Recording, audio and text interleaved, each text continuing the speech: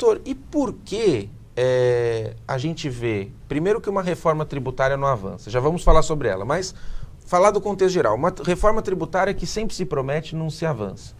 Outra que, ora se onera, ora se desonera, ora se reonera, quer dizer, não tem uma política de Estado para os tributos. Por que é isso? Isso é uma consequência cultural histórica, acho que do Brasil. A história do Brasil ela é rica em exemplos que caminham, que corroboram essa afirmação. Então, na nossa avaliação, a pauta fiscal, desde há muitos anos, ela é feita pelo imediatismo, pela necessidade imediata. Falta planejamento estrutural, faltam ideias mais profundas, mais enraizadas, né? O melhor exemplo desse imediatismo foi a recente reoneração da folha, né? Antecipando os efeitos da reoneração já para agora em setembro, né? Lembrando o contexto histórico, né? Essa necessidade da reoneração foi a medida encontrada pelo governo federal para que se cubra o rombo de arrecadação ocasionado pela desoneração do PIS/COFINS sobre o diesel, que foi uma reivindicação dos caminhoneiros na greve que todos nós fomos imensamente prejudicados. Então veja que para tapar um buraco, né, o governo cria outro, né, antecipando os efeitos de um programa feito em 2011 que vinha tendo sucesso, que visava a estimulação de setores econômicos estratégicos e a contratação de mão de obra. Então, contribuintes ou empresas que estavam, né, em 39 setores, a reoneração, a desoneração da folha, ela alcança um total de 57 setores da economia. Desses 57, 39 foram impactados agora pela movimentação abrupta do governo em reonerar já agora, a partir de 1º de setembro, voltando o regime anterior, que é a cota patronal de 20% incidente sobre a folha de pagamento.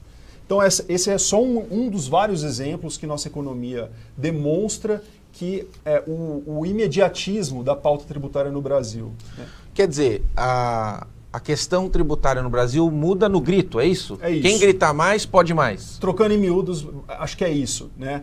Quem tem mais poder econômico, tem mais lobby, passa a ganhar. E tem vários exemplos. Né? Um lobby bastante conhecido e bem organizado é o setor automobilístico, que é beneficiado com diversos incentivos. Incentivos esses que geram impacto orçamentário e que, por conseguinte, outros setores da economia precisam absorver esse impacto em termos de arrecadação. Né? Então, hoje em dia, trocando em miúdos, basicamente quem grita mais. E assim, de certa forma, a gente não pode culpar o empresariado. Me lembro que teve. Que está se mobilizando, né? Exato. Por exemplo, circulou-se há alguns dias uma notícia de que a Coca-Cola iria retirar a produção do xarope no Brasil para passar a importar de outro país da América Latina, salvo engano, o México, caso o governo federal retirasse as desonerações de IPI. Né?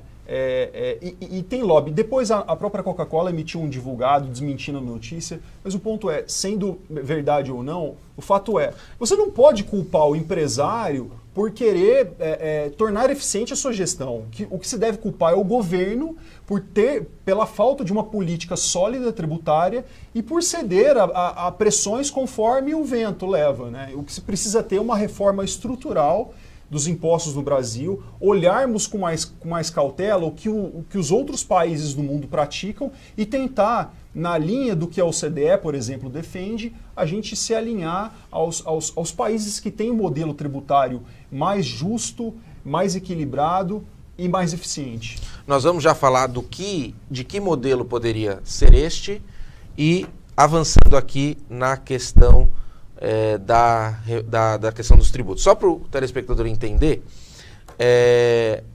o que aconteceu foi o seguinte: desses 57 setores da economia que passaram a ter essa desoneração, ocorreu o quê? Foi como o doutor falou, foi uma substituição de um índice de uma incidência de 20% sobre folha de pagamentos para, no período, né, começou até menor, de 2% a 4,5%, dependendo da empresa. Isso cai por terra agora, em setembro, não é isso, doutor? Perfeito. Não vai ter mais. E, como você falou, foi abrupto porque o empresariado que já, em algum momento, percebeu que perdeu, pediu pelo menos mais um prazo. Afinal, houve um planejamento financeiro nesse ano para que até dezembro, começo de janeiro, tivesse essa desoneração. O governo ainda não voltou atrás e liminares estão aí postas à mesa, é isso? Perfeito, Fábio. Então, fazendo uma digressão mais histórica disso, né, a desoneração da folha de pagamento começou em 2011 com o plano da Dilma, o Plano Brasil Maior, uma das principais medidas do plano para estimular setores da economia e estimular a criação de empregos. Então, a medida foi, uma das principais medidas encontradas foi deslocar a tributação incidente sobre a folha de pagamento para a tributação sobre a receita bruta. Então, empresas que contribuíam a contribuição previdenciária, a cota patronal de 20% sobre a folha, passaram a contribuir a alíquota de 1 ou 2% sobre a receita bruta, calculada aí sobre a totalidade das receitas. Isso era obrigatório? Isso era obrigatório em 2011. Tá. Em 2015...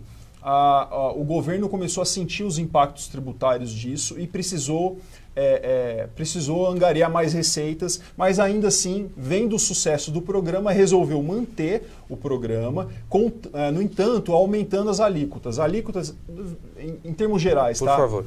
Alíquota, quem contribuía a alíquota de 1% sobre a receita passou, a partir de 2015, a contribuir a 2,5%. Tá. Aqueles setores que contribuíam com base na alíquota de 2% passaram a contribuir a alíquota de 4,5%. Perfeito. A partir dessa majoração de impostos, a lei que mudou o plano de desoneração, ao invés de obrigatório, passou a ser facultativo. Então, na medida que o governo aumentou as alíquotas, também passou a estabelecer a facultatividade. E também o governo, já em 2015, montou um cronograma para extinção desses programas ao longo dos anos, começando a partir de 2020. Perfeito. Né? Agora, o que causou, né, a quebra da confiança, o que foi abrupto neste cenário, foi essa medida provisória que resultou na lei agora de 2018, que retirou em caráter imediato a desoneração da folha e passando a atingir 39 setores que antes pagavam sobre a receita bruta, vão passar agora, a partir de setembro, a voltar ao regime anterior, que é de 20% sobre a folha de salários. Né? Com base nessa abrupta mudança, algumas empresas ingressaram com ações na justiça, pedindo para que ao menos fosse mantido o regime de desoneração até o final do ano. Muitas delas conseguiram liminares, inclusive até algumas associações de classe, e com boa base jurídica, né, no sentido de que, sendo irretratável a opção pelo regime da desoneração, ele deveria pelo menos permanecer até o final do ano. Por disposição expressa da lei, a lei falava, é irretratável até o final do ano calendário. Então, que seja até o final do ano mantido a desoneração.